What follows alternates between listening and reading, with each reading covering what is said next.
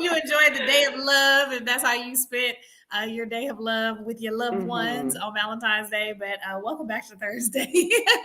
Yes. So, welcome back to the Audacity School. This is the space where we do a deep dive into the challenges and the triumphs of women of color in leadership. And we do that with our four pillars. And we talked Mm-hmm. about those four pillars last week when we talked about alignment, authenticity, audacity, and acceleration. So today we are here to talk about another topic. And I am with Yes. you. I am Desiree Cocroft with Destination Life. And you are?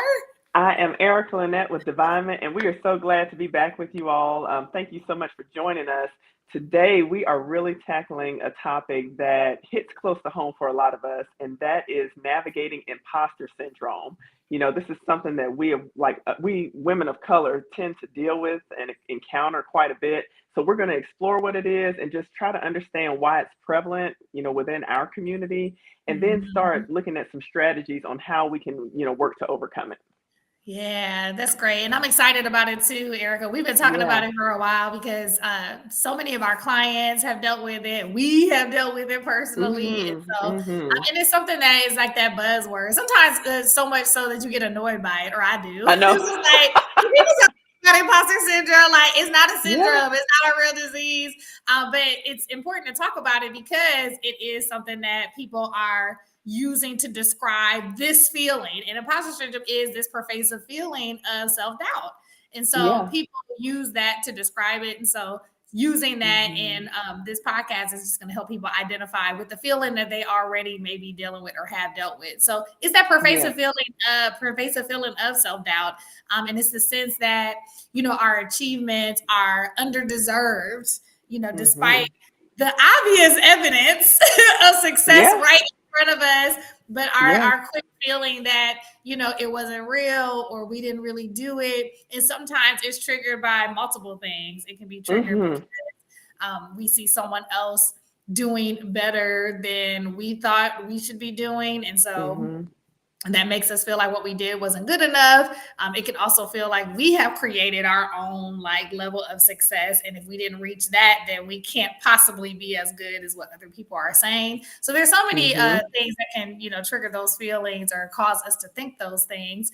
But that's the basic of it. So if you are feeling Mhm. a sense of self doubt, if you feel like the things that you've done well aren't really you're not deserving of it, or you don't Yeah. feel like you have enough success to clearly show that you have deserved those achievements, and that might be something that you're dealing with.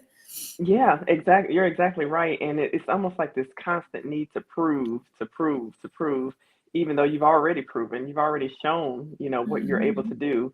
And so, this whole notion of imposter syndrome also encompasses, feeling like you're wearing this mask, like you were talking Mhm. about, it feels like you're scared somebody's just going to snatch it off at some point and reveal who the real you is. And it's and really it's that inner feeling that you feel like you might be considered a fraud, or you might even view yourself that way. But that ties into the whole self-doubt piece, because where is that stemming from? Where is that rooted in? And so we have Mhm. to make sure that we recognize that it's not an isolated feeling. There are a Right. lot of us, especially women of color, who have experienced this, who have felt this at times. You may be feeling this right now in your current position. So it's real, and especially prevalent amongst those who are high achievers. You Yes. know, Guilty, definitely Yeah. guilty. So, guilty is charged here. But, sometimes that's something that seems to be common amongst people like, high achievers. We're constantly, again, trying to prove and show that, we're at a certain level, but we've already proven that. And Yeah. so, it's definitely a real feeling, a real Yeah. feeling.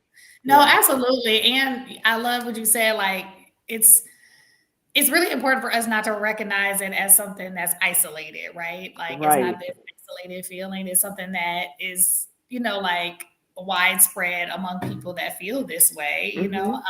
And when I think about being a high achiever, you and I and others, like it's so Yeah. true. Um, you think that even though you've done so many different things, the next thing that you're looking to achieve, you're not good Mhm. enough to do, despite your track Yeah. record of doing other things that are great.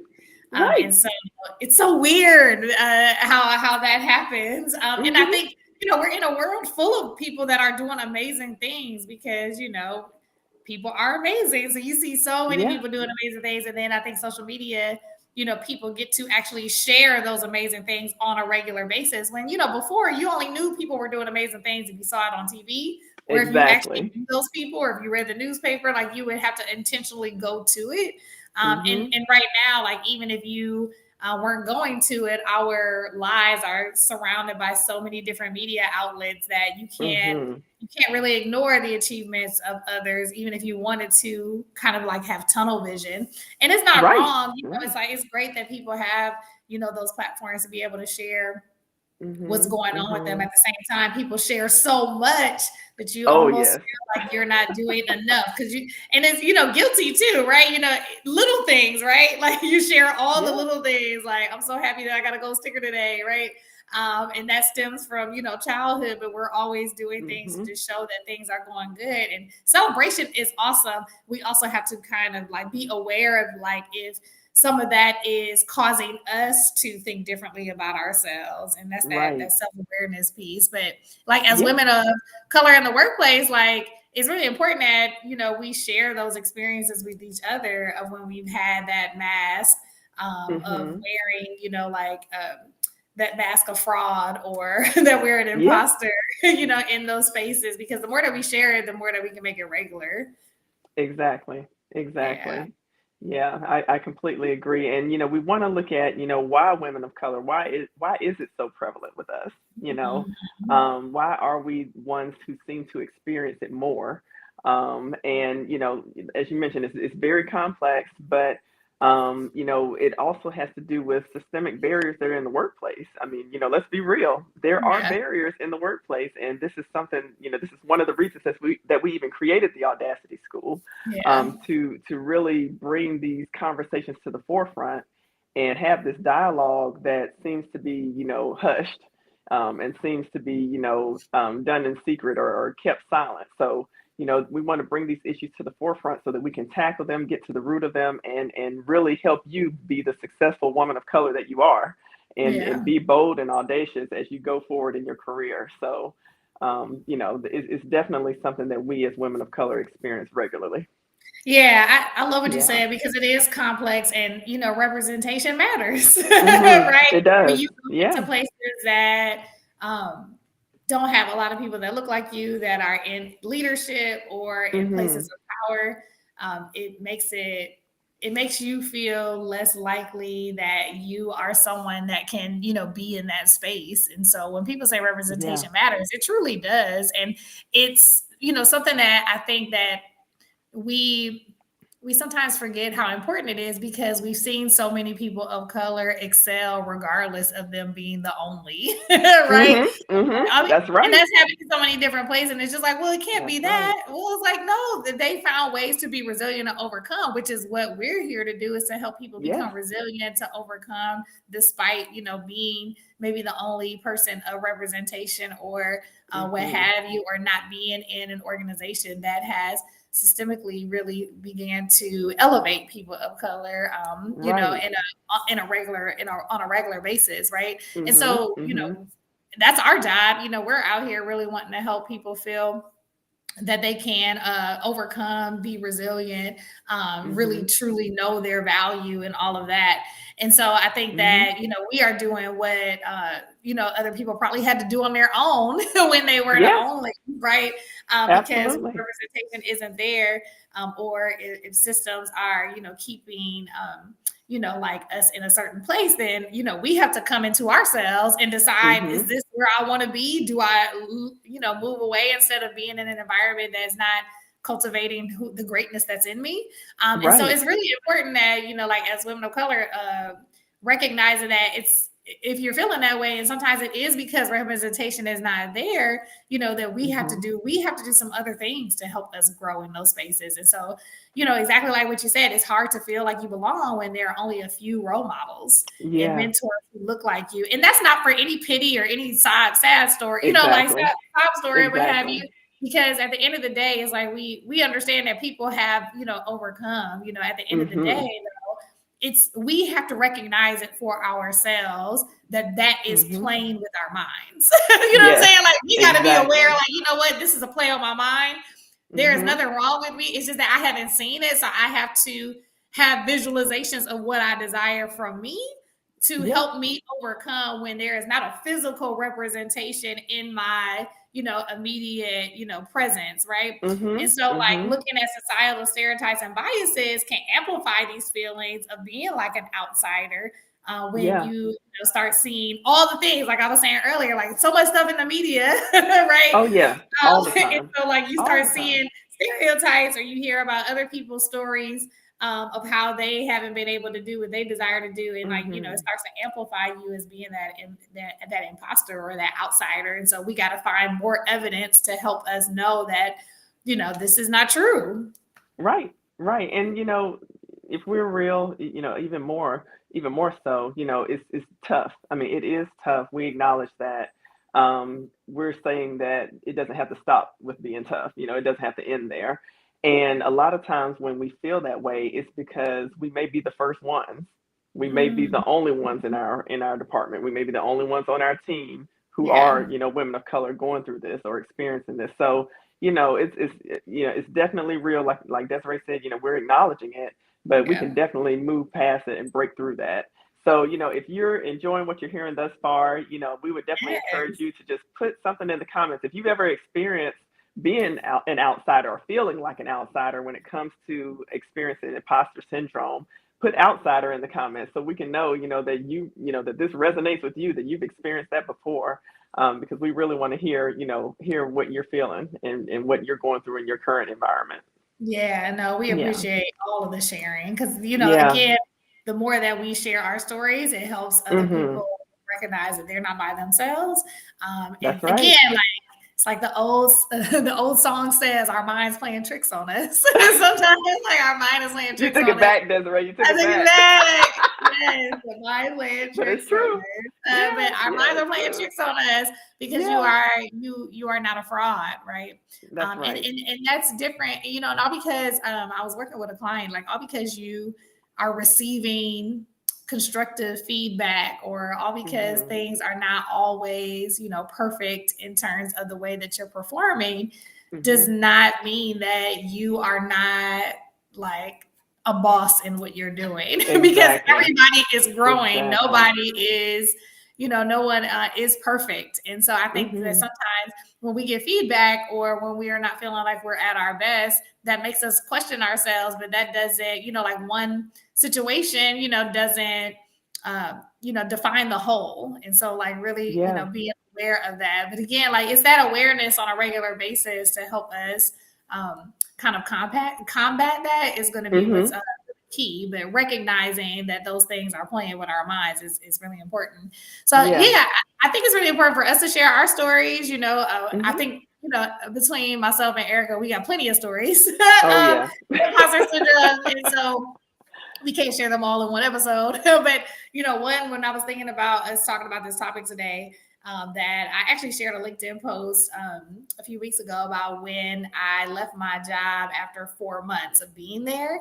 And Mhm. I think a lot of it, when hindsight is 2020, there was some imposter syndrome happening, there, or literally this feeling of self-doubt, right? I Yeah. had been a speaker since I was 17. So my first job was being a facilitator and speaker for a nonprofit organization where I did large Mhm. group activities, small group activities. I had to train, kids in self-esteem, healthy decision making, healthy relationships, and all of the things. So I was learning to be a facilitator, learning how to deliver curriculum, learning, the emotional intelligence of how to really lead a group in small and large group activities. So I was doing that, at Mhm. 17. And so, fast Wow. forward almost 10 years later, but give or take a couple years, I was applying for a position for this leadership, consulting speaking opportunity. And I was Mhm. actually being recommended by one of the organization's, top leaders to do it, because I actually went through their training. And so they were like, I think you would be a perfect trainer for our Mhm. organization. Now, their processes and procedures for training were very unorthodox. I knew that going Okay. on. It was very unorthodox in the way that they train people. That was also Mhm. something that excited me about working with them because I thought it was really different and a different way to pursue like grooming myself as a leadership trainer. What I Mhm. did not consider was what the culture at that organization was from just their openness to diverse candidates. And so Mm. that's something I never considered. I was in my late 20s. That was something I never had a thought about it. And I've never actually at that point been in any environment where I was treated a way that made me think that. And Yeah. so it was like a fish out of water to me to have that Mhm. experience. Because I'm like, Mhm. I've never been in places where anybody treated me any sort of kind of way in a work environment. Right. And so, and honestly, all of my work environments had been heavily diverse. I typically wasn't the only one in a lot of my work environments. I Mhm. had the opportunity to have multiple different cultures around me in a lot of my work environments. And so when I went there and I was the only, and I was like, Yeah. okay. And I have been the Yeah. only in other spaces. I have been the only when before I went to Hampton University, I was at Marquette University. And so I had a lot of only experiences when I was at Marquette. So it wasn't the only Mhm. time in my life, and neither was college, but that's just an example. Like there's been times Right. when I'm only, so it's not, Yeah. it wasn't Oh, yeah. that was, my first job experience where that was like the only, it's like, oh, okay, this is what's happening. But I Mhm. I didn't go there with another set of tools to help me, advocate for myself or whatever. Honestly, I felt myself shrink. I shrinked a bit Yeah. in Oh, that yeah. space. I do think that some of it had to do with where I was in life. Mhm. But I also think some of it had to do with representation matters. Mhm. Mhm. Even though there was a lot of really strong women, they weren't all women of color, but there were some really strong women that worked in that space. But I think that the women that I admired, at least two of them were the women that actually took me down. And so like, Wow. Oh, and I wow. think and it took me down. I think that hindsight is 2020. I think it happened unconsciously. You know what I mean? I think that they, Okay. they're probably just used to doing what they do. And it was just a lot of passive aggressiveness, just a lot of Mhm. passive aggressive. I was just Mhm. like, I am not used to people being passive aggressive with me. Yeah. And we're adults. Like Yeah. it just didn't make sense to me. And so being in spaces where people looked at me as like a shining star, as someone Mhm. that was progressive, to being in a space where um, people were looking at me like, okay, you need to grow, you need to do this, you need to do that to be better. And Mhm. I was okay with the feedback, but I think that it just continued to take a toll on my self esteem and made me question if I should be there with Right. the combination of the passive aggressive behavior in addition to, oh, we know we could use you, but we don't know if you're still good enough to do X, Y, and Z yet, so we need you to work on Uh-huh. this. And some of those things were directly related to who I was as a person. And so Mhm. one of my biggest examples that I've shared in some of my keynotes about this is that they made reference to how I spoke. And so when Mm. we were practicing the curriculum and how to train people in this curriculum, this is the first time Mhm. that anybody said, well, you have like a little country undertone in your speaking. So I need you to Oh, like finish my. the ends of your words. And so it made me be very self-conscious about how I was reading and how I was speaking. And no one had ever told me that I didn't finish things. And so I was like, okay, well, maybe this is just a great opportunity for me to, crisp things up. But it made me overthink how I Okay. was. It made me be very self-conscious on whether or not people were judging the way I was talking, especially when I was the only. And so it Yes. also made me feel like, well, if I was a white male from Texas, would you correct them? Mhm. Probably So not. that was the other part. I was like, Yeah. so would you correct them or are you correcting me? Wow. Because I'm an African American girl from an urban community, and my dad is from Mississippi, and so like I Mhm. have a little Mhm. hodgepodge podge of the way I say things, and so Yeah. I felt, and I didn't have the courage to say that either.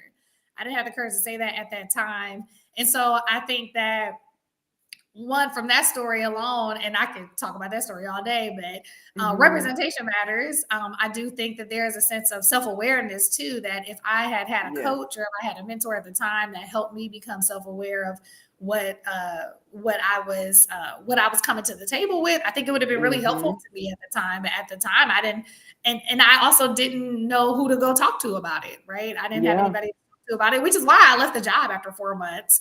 Mhm. I felt embarrassed. I felt like this is something that I wanted to do, but maybe I'm not cut out for this. And I kind Mhm. of like stepped away from pursuing, speaking, consulting, coaching, all of that. I stepped away from that for a couple of years after that. I was just Oh, like, I'm not wow. cut out for Oh, this. I don't even wow. know how I'm going to pursue this anymore. Maybe I'm not as good as Yeah. other people. And so it definitely took a toll on me. Wow. That is so unfortunate. I mean, first of all, thank you for sharing that story. I mean, that there's so many gems in there. I mean, as you were talking, I was like, "Oh, that's a good one. That's a good one." But I Mhm. mean, it's you spoke to a lot around alignment. Really knowing who you are and having that firm, conviction of who you are, regardless of what others are saying, and being able to distinguish between what's constructive and what's destructive. Mhm. And oh wow, I mean, that was powerful. That was very powerful. But it also goes to show what can happen if we allow the imposter syndrome to take over and just Yeah. really take root within ourselves. Because, like you said, you stepped away, for a couple of years. I mean, thankfully, thank God, you were able to, really get in tune with who you are and really understand Mhm. your gifts and what you bring to the table. Because I mean, look how you've thrived as a speaker. And so, Right. it's sad because sometimes there's so many of us who get to that point, but we don't return. Mhm. So I'm thankful Mhm. that you did, just really get to the root of it and really just understand, okay, this can be a growth opportunity. What can I gain from it? What can I learn from it, and how can I apply this going forward? So that's really wonderful. I'm glad you shared that. Yeah, Very thank glad you you. shared that. Yeah, absolutely, absolutely. Well, as we move forward, we wanted to also share with you some strategies on how to overcome imposter syndrome. And Desiree really teed it up perfectly with that story, so well, because we want to we want to know, how do we navigate those feelings, because the feelings are real. So we want to first and foremost acknowledge them. That's the first step, to Yeah. acknowledge what the feelings are and that they are real, because there's no Mhm. point in discounting it and trying to act like it's not there. They are there. So, there's a difference between acknowledging them and just, being at a point of despair where you just feel like you can't do anything or go anywhere. So we acknowledge the feelings, because by acknowledging them, if we don't, you can't fight something that you don't recognize. So we want to Yeah. make sure that we, give it that level of attention where we just acknowledge the problem first and foremost. Yeah, no, I love that. And Yeah. then, after you're acknowledging, it's really important to reframe your thoughts, right? And Mhm. the power of Mhm. reframing your thoughts. And, instead of saying, Yeah. I don't belong here, like, like even in my, example, like instead of saying I don't belong here, it's like, you know what, I bring a unique perspective here, and That's allowing right. those thoughts to cause you to use your voice. Yes. Like if Yes. our thoughts cause us to use our voice, Mhm. then we can, really crystallize what it is that we're thinking and put it into the atmosphere so that other people can hear what we're saying and that we Yeah. can hear what we're saying with our own voice. And then Yeah. there's just really power in what can be done there, because whether people decide to change or not is not even as important as you recognizing for yourself what Mhm. your new thought needs to be and what that new behavior needs to be. Right, right. So acknowledging, acknowledging your feelings, and then, reframing your thoughts. These are two of the, first and foremost strategies that, when that we want to apply when it comes to Mhm. overcoming imposter syndrome. If those resonate with you, put a thumbs up in the chat. If you're looking at it on the replay, still put a thumbs up, because Yeah. those are two very important steps to getting past that point of imposter syndrome. Yeah. Yeah, absolutely. And then, building a community is really key too, right? So Absolutely. those Yes. things that we talked about before, like that's recognizing it. That's something that you can do. Like say it Mhm. out, reframe your thoughts, say it out loud, let your behavior, be moved by your thoughts. But then, Yeah. having a community, like I didn't have a community. Mhm. Well, I had a Mhm. community, but I didn't share with my community. That was the goal. I Ah, didn't you use didn't my leverage voice to them. share. I didn't leverage my community. So sometimes Yeah. we have community right in front of us, but we don't Mhm. we don't leverage that community. Like we suffer in silence, and so Yeah. building a community and literally saying something to your community could be Right. helpful. Surround yourself Right. with people who uplift you. Reflect the diversity of the world, and use them. By talking to them and letting them Mhm. know. And obviously, that needs to be a supportive community that's safe to you. Absolutely, absolutely. And they can help to speak life into you, because sometimes you may be feeling where, like you're so down and you just can't see the light, so to speak, but they can help you with that. So Yeah. you definitely have to share, as you were, as you were alluding to, Desiree. And then lastly, Hmm. we would say celebrate the wins. That's Yeah. one thing I think we as women of color, just in general, we don't really do a great job at, really Mhm. acknowledging the wins. I mean, there's so much good that we do, and it's not arrogant, it's not a bad thing to acknowledge that. Yeah. There's strength that comes from that. That's part of what gives us the guts to keep going, that Yeah. push to keep going to something that's more challenging, take that next step for the next big thing. So we want to Mhm. make sure that we keep a success journal. That's something that we can do, to really just start tracking what those successes are, because sometimes when we're in the midst of feeling like we're dealing with imposter syndrome, we may forget some of the great things we've already accomplished. And so Right. by keeping it a success journal, that will just help, us to remember, oh, wow, I really did do this. I really did Mhm. overcome this. So again, it's not about being arrogant. It's really about, just having something to reflect on to give us that push to keep going, when we may need it, and just to Yeah. celebrate in general.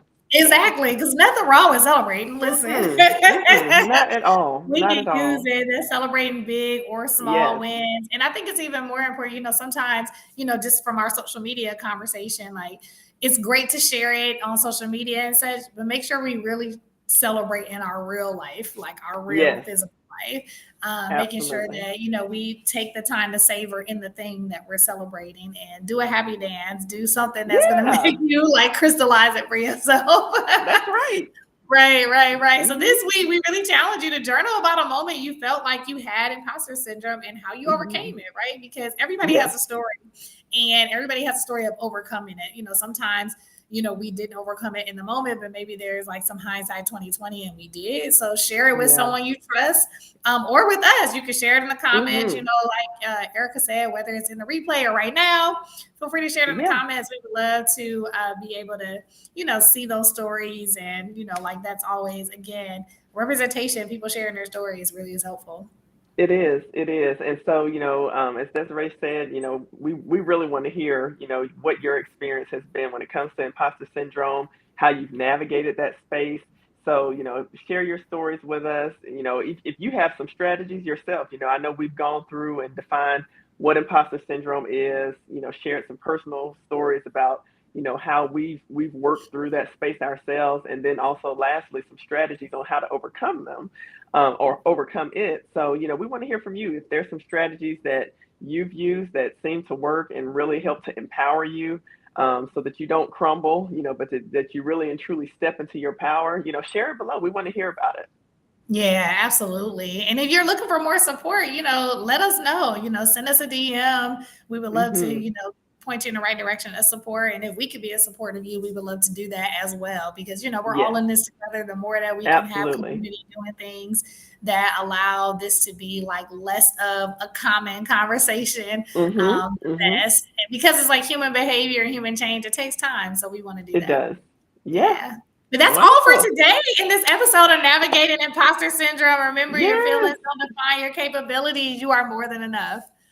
Yes, yes, and we hope that you have enjoyed this and got some great nuggets, some wonderful things that you can apply in your own workspace and even in your life. And we would just encourage you to come back again next week. We're going to be tackling another amazing topic that's, prevalent when it comes to us as women of color. So we just invite you to come back next week. And until then, we just hope that you keep leading with audacity and with authenticity. That's what we want. Thank you. Have a good one. Thank you Take all. care. Bye bye.